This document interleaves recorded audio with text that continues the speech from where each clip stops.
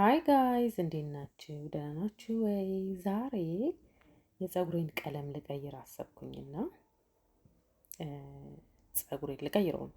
እንደምታዩት ብዙ ፓይስትራ አልሰራውም፣ ብዙ አላደክመውም። ፀጉሬን ሁሌ ወይ ካስክ ገባዋለሁ ወይ ስፌት ሰፋዋለሁኝ እንጂ ሄት ዳሜጅ አላደርገውም። እና እንደምታዩት በጣም ሽሪንክ ነው ፀጉሬ።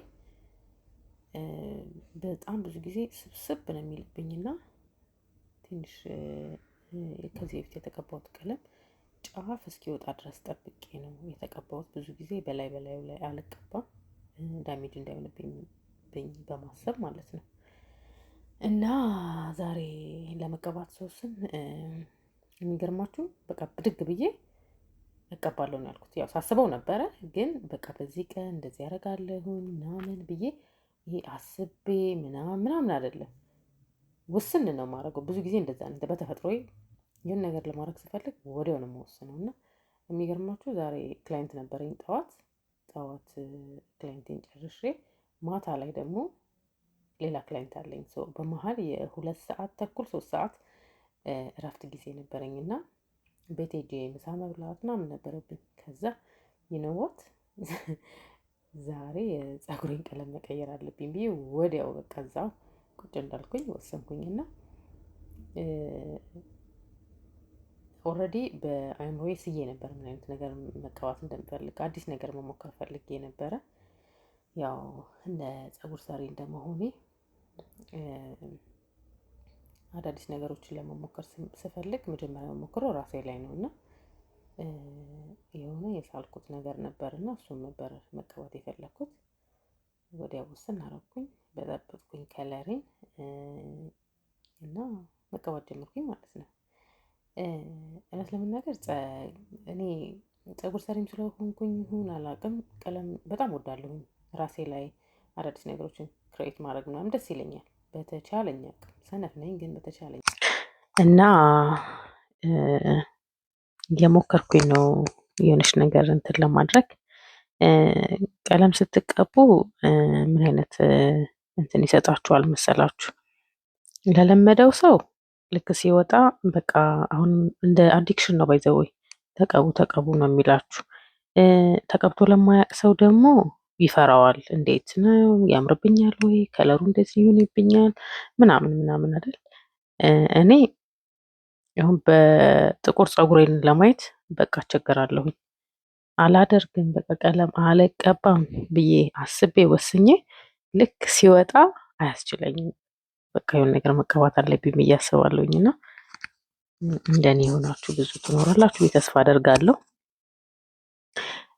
ሌላው ቀለም መቀባት ጥቅሙን ልንገራችሁ። በእውነት ነው የምነግራችሁ። ከቀለም ሳልቀባ በፊት የነበረኝ ይሄ አውትጎን እንደሚባለው ሉክ ስትለብሱ፣ ስትዘንጡ፣ ምን ስታደርጉ ምናምን ነገር በጥቁር ፀጉር አይ ዶንት ኖ እኔ ስለማልወድ ይሆናል ምን ደስ አይለኝም። በቃ ምንም የዘነጥኩ አይመስለኝም። ልክ ቀለም ስቀባ ግን ያለ የሌለ ሞራሌ ነው የሚመጣው ነው የምላችሁ። እና የሆነ ኮንፊደንሳችሁን ቡስት ያደርጋል። ስትለብሱ የሆነ ዝንጥ ፏፈሽ ያደርጋል። ፊት በጣም ያፈካል። ቅይር ነው የሚያደርጋችሁ። በቃ ደስ የሚል ስሜት ይሰማኛል። ፍሪዝ ባረገው ደስ ይላል። ከለር ስለሆነ ፓይስትራ ስትሰራው ደስ ይላል፣ ያምራል። የሆነ ኤሌገንት የሆነ ሉክ ይሰጣችኋል ቀለም። በእውነት ነው የምላችሁ። እና በቃ በጣም ደስ የሚለኝ ከለሬን ስፔሻሊ ፍሬሽ እያለ ለሚቀጥሉት አሁን 6 ምናምን ወሮች በጣም ደስ ብሎኝ ነው ኢንጆይ ነው የማደርገው ፀጉሬን። እና ቀለም ለማትቀቡ ቀለም ለሌላችሁ ሰዎች ሞክሩ፣ በእውነት ሞክሩ። በጣም ነው ፊታችሁን የሚቀይረው። ያንግ ያደርጋል። በጣም ደስ የሚል ስሜት ይሰማችኋል። የሆነ ቦሪንግ የሆነ ፊት ይዛችሁ አትዞሩም ሁሌም ማለት ነው። እና ብታስይዙት ያምራል፣ ታጥባችሁ ብትተውት ያምራል። አለ አይደለ የሆነ የደከመ ፊትን ብድግ ነው የሚያደርገው የፀጉር ከለር። እና ላልደፈራችሁ ሰዎች ድፈሩ፣ ቀለም ተቀቡ፣ ፕሮፌሽናል በሆነ መንገድ ማለት ነው። ቤታችሁ ጎበዝ ከሆናችሁ ቤትም ለምትቀቡ ሰዎች ተቀቡ፣ ግን የሆነ ዩቲዩብ እዩ፣ ቪዲዮ እዩ፣ ዳሜጅ ላለማድረግ ማለት ነው።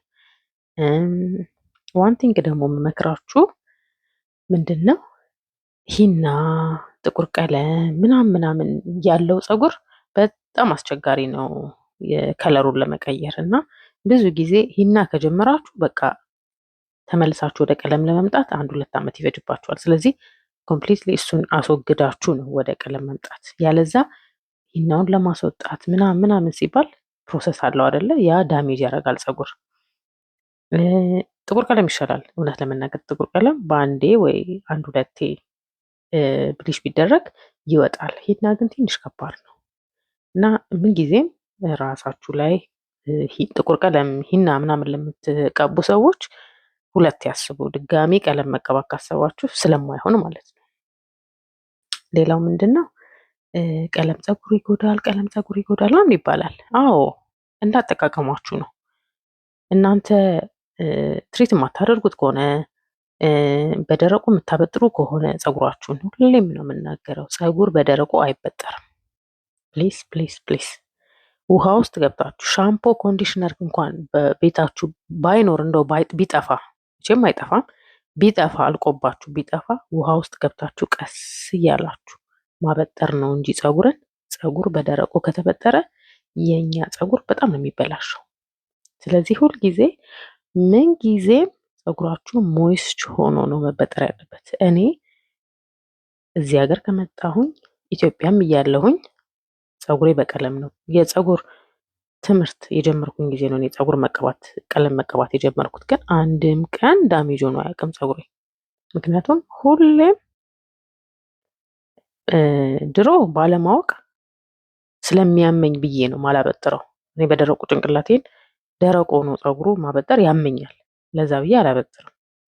አሁን ደግሞ ያው እንደ ፀጉር ሰሪ እንደመሆኔ ስለማቅ በደረቁ አላበጥረውም። ተያይዞ እዛው ቁጭ ይላታል እንጂ ውሃ ውስጥ እስኪገባ ድረስ አላበጥረውም። እንደዛ ካረጋችሁ ሞይስቸራይዝ ካረጋችሁት ውሃ ከነካው ፀጉራችሁ ቅባት ካለው ከማበጠራችሁ በፊት ከመታጠባችሁ በፊት ትንሽ ትሪትመንት ካረጋችሁት ፀጉር ምንጊዜም እንዳስቀመጣችሁት እንደነበረ ይሆናል ማለት ነው። እና ሁልጊዜም ፀጉራችሁን ተንከባከቡ። እንደዛ ካደረጋችሁ ቀለም አይጎዳም ለማለት ፈልጋለሁኝ። ሌላው ፀጉር ሚስጥረኛ ነው ታውቃላችሁ። እኔ ብዙ ክላይንቶቼን ሲመጡ ፀጉራቸው ሲቀየር ሳይ በስትረስ ምክንያት በአንዳንድ ጉዳዮች ወይ ደግሞ በህልዝ ምክንያት ምናምን የፀጉር ቴክስቸሩን ይቀይራል። እንደዛ በሚሆንበት ሰዓት እኔ ገና ክላይንቶቼ ሲመጡ ነው የማውቀው። በቃ they have been something በህይወታቸው እንዳለፈ የምታውቁበት ማለት ነው። እና እናት ትልቅ ነገር ትምህርት ሊሆን ይችላል። አንዳንዴ አሁን ይሄ ማጥናት በጣም ይሄ ጊዜ እንትናችሁን ኢነርጂያችሁን ምናምን እንቅልፋችሁን የሚወስድ ክላስ እንኳን በሚወስዱ ሰዓት ኢደር አንዳንድ ክላይንቶች ወይ ጌን ያደርጋሉ፣ አንዳንዶቹ ፀጉራቸውን በጣም ሉዝ ያደርጋሉ። እውነት ለመናገር የአንድ ክላይንት ነበረችኝ፣ አይ ቲንክ ሜካኒካል ኢንጂነሪንግ ምናምን ነበር የምታጠናው እና የሚገርማችሁ ልጅቷ ኮምፕሊትሊ ነው ሰውነቷን የቀየረው። በጣም ከሳች ምናምን ነገር። የግንባሯ ፀጉር እያየሁት ነው ያለቀው፣ እያየሁት ፀጉሯ በጣም ይነቃቀላል ምናምን ነገር እና ፀጉራችን የመጀመሪያ ሪአክሽን የሚያደርገው ሄልዝ ኢሹ በሚኖርብን ሰዓት፣ ስትረስ በሚኖርብን ሰዓት ምናምን ፀጉራችን ነው ምልክት የሚሰጠን። ምንም ነገር ኦርጋናችን ውስጣችን በሚታመም ሰዓት ምናምን መጀመሪያ ምልክት የምታዩት የፀጉራችሁ መርገፍ፣ የፀጉራችሁ መሳሳት፣ ፀጉራችን ቴክስቸሩን መቀየር ምናምን፣ ይሄ ግሬ ሄር ማምጣት ምናምን። እዚህ ታውቃላችሁ ሁሉም ሰው ኤርሊ ኤጅ ነው ግሬ ሄር የሚያወጣው በጣም ኤርሊ። ስፔሻሊ ሴቶች በጣም ነው የምናሳዝነው በእውነት። እና በተቻለን አቅም እንደዚህ በምንሆንበት ሰዓት ምልክት ፀጉራችን በሚያሳይን ሰዓት ቆም ብለን ማሰብ። እውነት ለመናገር እንዴ ከራሳችሁ ይበልጣል እንዳይበልጥም እኮ እና እኔ ኸርብ በጣም ነው የምወደው። እውነት ለሁላችሁም ነው የምነግራችሁ። ኸርብ በጣም በቃ በተፈጥሯዊ መንገድ መድኃኒት ሳትወስዱ በተፈጥሯዊ መንገድ ራስን መንከባከብ እንቅልፍ ሳንተኛ 2 ሰዓት ተኝተን ወይ 4 ሰዓት ብቻ ተኝተን ምናምን የምንነሳ ከሆነ ኸርቦች አሉ እንደ ሻይ ማታ ከመተኛታችን በፊት ጠጥተን ስንተኛ አእምሯችን እረፍ ብሎ ረጅም ሰዓት የተኛን እንዲመስለን የሚያደርጉ የእንቅልፍ ኸርቦች አሉ። ኸርብ ስላችሁ ይሄ ቅጠላ ቅጠል ነው፣ ቅመማ ቅመም ነገር ምናምን አይደለም። ሻዮችን መጠጣት እንደዚህ አይነት ነገሮችን ማድረግ። የውስጥ ችግር ደግሞ ምናምን ከሆነ ይሄ ፊታችን ላይ ምናምን ምልክት በምናይበት ሰዓት የውስጥ ምልክት ቀጥታ ወይ ፊት ወይ ፀጉር ምናምን ላይ ነው የሚታየው። ቶሎ የምታዩት እዚህ ስኪናችን ላይ ፀጉራችን ላይ ነው። እና የውስጥ ችግር ምናምን ከሆነ ደግሞ ዲቶክስ ማድረግ መልመድ፣ እንደ ይሄ ያለ አይደለ ሀቢት ማድረግ። እኔ በጣም ነው የምወደው እንደዚህ አይነት ነገር፣ ዲቶክስ ማድረግ በጣም ያስደስተኛል። አንድ የዲቶክስ ቪዲዮ ሰራላችኋለሁ። አሁን ቅርብ ጊዜ ስላደረግኩኝ ድጋሚ ማድረግ ስለማልችል፣ ምክንያቱም ሸዋ ነው የሚያደርገን እና ወዲያው ቶሎ ማድረግ እንደውም የሚባለው ወይ በ3 ወር አንዴ ወይ በ6 ወር አንዴ ነው የሚደረገው። እና በተቻለኝ አቅም ትንሽ ጊዜ ልቆይና ድጋሚ ሰራላችኋለሁ።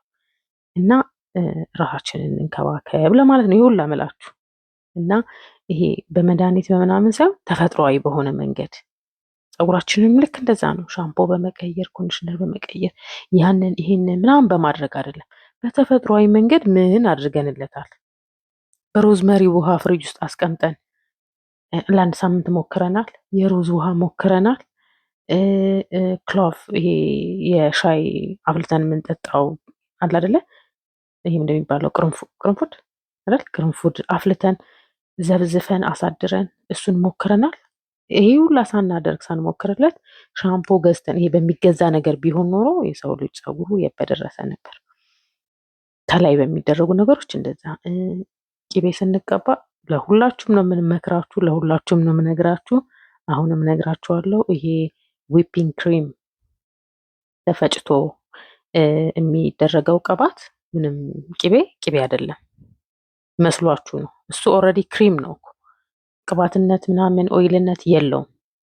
አንሳልትድ በተር የሆነውን ኤኒ አንሳልትድ ባተር ገዝታችሁ 2 ቦታ አድርጋችሁት ኦር 3 ቦታ ተጠቅማችሁ አሁን ፀሐይ ሲወጣ ምናምን ፀሐይ ላይ መቀመጥ ከቻላችሁ ስቲም አድርጋችሁ እኛ ጋር መታችሁ ስቲም ማድረግ፣ ያ ነው የእውነት ለውጥ እንድታዩ የሚያደርጋችሁ። ድርቀት ላለበት ሰው ስፔሻሊ ጭንቅላታችሁ ደረቅ ለሆነ ሰው እሱን መጠቀም። ደግሞ አንድ ሌላ አለ፣ ይሄ ጋ የሚባል ሄቪ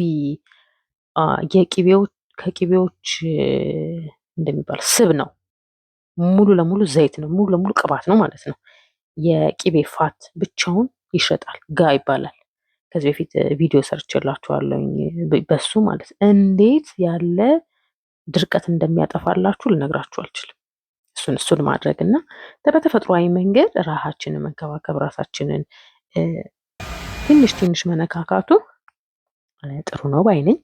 እኔ ስለማደርግ አንዳንዴ አደርጋለሁ። በተቻለኝ አቅም ዩቲዩብም መስራት የፈለኩት በዚህ ነው። ምክንያቱም ሞር እኔም ሞቲቬት ሆኜ እሰራለሁኝ፣ ለእናንተም ደግሞ ለማሳየት ይሆነኛል፣ እኔንም ያበረታታኛል ብዬ ማለት ነው። እና እንደዛ ማድረግ ነው። አሁን ደግሞ ቀለማችንን ከጨረስኩኝ በኋላ አንድ ሌላ የብዙ ፕሮዳክት ስለተጠቀምኩኝ ፀጉሬ ላይ እንዴት አድርጌ እሱን ፀጉራችን እንዴት አድርገን ዲቶክስ እንደማድረግ እንዳለብን አሳያቸዋለሁ። ከዚህ ቀጥሎ አንድ ቪዲዮ ሰራለሁኝ በቀለም በምናምን አሁን ስለሚጎዳ ማለት ነው።